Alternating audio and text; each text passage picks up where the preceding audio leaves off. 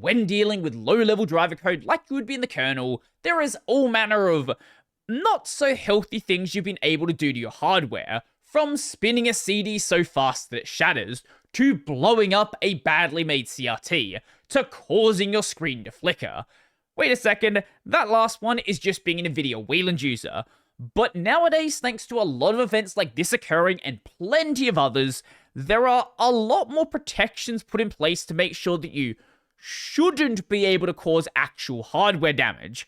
But for many years now, one question has been asked on the Linux kernel mailing list. Can you blow a PC speaker with a Linux kernel module? Now, full credit to Tom from OS News for putting the core information here together. All of this began on June 12th, 2007 with a user by the name of RF Burns with an email subject, PC speaker.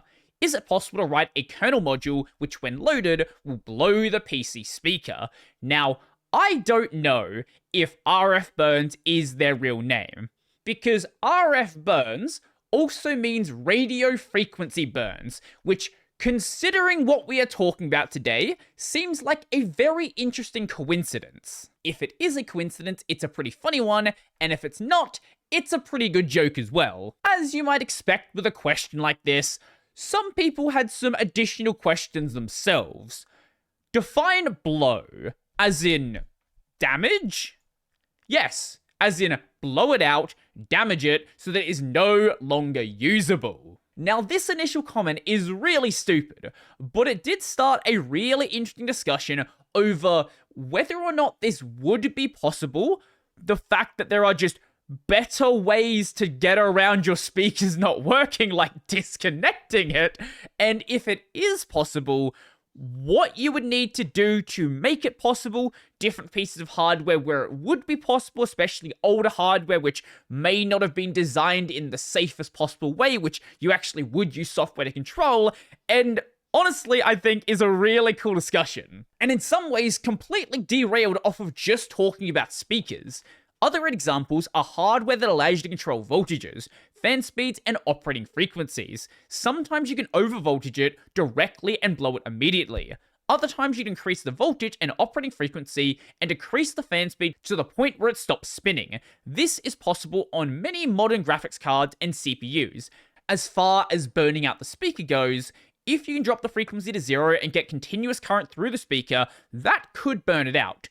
This makes several assumptions, many of which may not be true on modern PCs. Now, I don't know if what's being said here is actually true in the real world and would actually work, but it's definitely worth reading. And as you might also expect, some people just had to ask, why? What is your use case? And we'll come back to the why in just a bit. Now, as I said earlier, this question has been asked for many years now. This is just the 2007 post.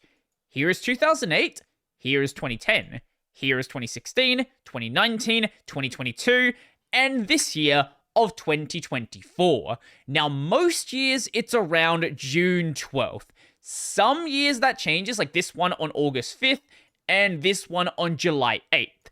This is why I think maybe it's not a bot and someone actually going out of their way to manually post this, and some years they just forget to do so.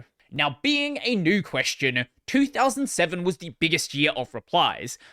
As we can see from the thread though, some of the other years did also get replies as well, but a lot of others didn't, like 2022, 2023, and 2024. Now, most of the replies took the question seriously after the first year, saying hardware is resistant. And maybe there is a way to do it, but if you just broke your speakers now, it's more likely to be some other sort of hardware fault, maybe a short or mechanical defect. And this person saying, the question was already covered years ago, but I don't think they realized they were applying to the same person who initially asked the question. And in 2017, there was even somebody that celebrated the 10th year anniversary. And at this point, it's kind of a yearly tradition. It doesn't really matter if nobody responds, because RF Burns doesn't respond anyway. Outside of the first year where he was legitimately asking the question, he never replies to any of the other messages here. Doesn't matter if somebody's trying to clarify something or ask, like, hey, why are you doing this? What are you trying to do? It's just the email is made, and then everybody moves on with their day. Now, the why that I can't answer is why he keeps sending it every single year. That I don't know about. But I can answer why he wants to know the answer to the question. Why he wants to know, is it possible to write a kernel module which, when loaded, will blow the PC speaker? Because in that first year, he did provide his use case, and it's a use case. I would say it's utterly insane, but it is a use case. I am helping a small school system with a number of Linux workstations. Previously, the students, middle and high schools abused the sound cards in the systems. This was remedied by changing the permissions on sound devices so that non-root users would be denied access, something easily done remotely and on an automated basis.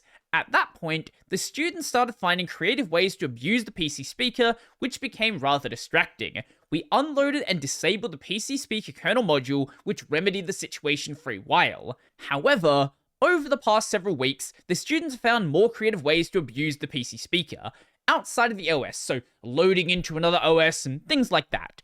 The powers that be, as in his boss, are asking that the PC speakers be disabled completely. With the small number of techs we have, it would be very impractical to go around to all the systems and remove the PC speaker from each and every computer case. So the idea was raised about seeing if there was a way to blow the PC speaker by loading a kernel module. If so, a mass deployment of a kernel module overnight would take care of the PC speaker problem once and for all. Just in case that wasn't clear, the TLDR is you have a bunch of students who know a little bit too much about computers, and they decide to be really annoying with the speakers, circumventing OS permissions by just going outside of the OS deployed on the hardware. And because you are understaffed, it's hard to remove all the speakers. So the solution is to mass deploy a Linux kernel malware that blows up the speakers on every system in your buildings. Besides being a possible fire hazard, a probable fire hazard, it's technically a solution. Technically. You might burn down the school if you don't know how the speakers are going to pop and you're unaware of exactly how they're going to be damaged. So, I don't know if I would call it a good solution, but that depends on your criteria for good. If the goal is to break the speakers and cause tens of thousands of dollars of hardware damage, assuming that you don't have a fire to deal with, it technically works. Considering the issues, people had concerns with the approach. Yes, you're understaffed, and yes, it's going to take a while, but if you want to unplug the speakers, you only have to do it once. It's not something that is a reoccurring problem until you get new systems that you need to unplug the speakers for.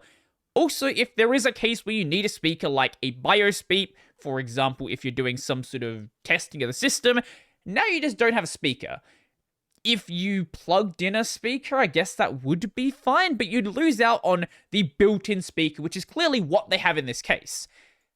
No way. None of the conceivable ways of burning out hardware are sufficiently safe to intentionally mass deploy them like this. If you could overload the coil, the only imaginable way to burn out a speaker, it could start a fire. This risk is at least significant enough that it's easier to open the case than take it. Sounds as though the problem has more to do with the students than the hardware. The powers that be are chasing symptoms as opposed to the disease. The real questions center around how to point the creativity on display from abusing speakers towards something useful. Clearly, these students know what they are doing. If they're getting around your operating system, they at least have some level of technical knowledge. So rather than just sitting there being like, hey, let's stop them from doing that, maybe we realize, we actually have students who seem like they're interested in computers. Why don't we have a class, a club, or, something else where they can use that knowledge and use it for good? Or, if that is just way too much work, there is a much better solution than potentially burning the school down. Firstly, disable the kernel module on your Linux system. Better yet, just don't compile it into the kernel and make sure the students do not have root access. The students don't need root access, just don't do that. Secondly, what you do is you lock down the boot devices so the students are not able to boot into another system. There you go. That's all you need to do. You don't need to go and blow up some speakers. Now, blowing up the speakers does sound like a lot of fun. Don't get me wrong. But it feels a little bit overkill to me, because maybe what if at some point in the future, I don't know, you actually need working speakers? Imagine that idea. Well, now you've just blown them up, and you're going to do something about that. With all that being said, I do think it is a very amusing question. So let me know. Did you know about this being asked? Did you know it was a tradition? And have you thought about the question yourself before? I would love to know. And maybe any exploits you have of breaking hardware with really bad code. I would love to know. So if you liked the video, go like the video. And if you really liked the video and you want to become one of these amazing people over here, check out the Patreon, subscribe to the Pay, link in the description down below. That's going to be it for me, and whatever you do, please just be safe.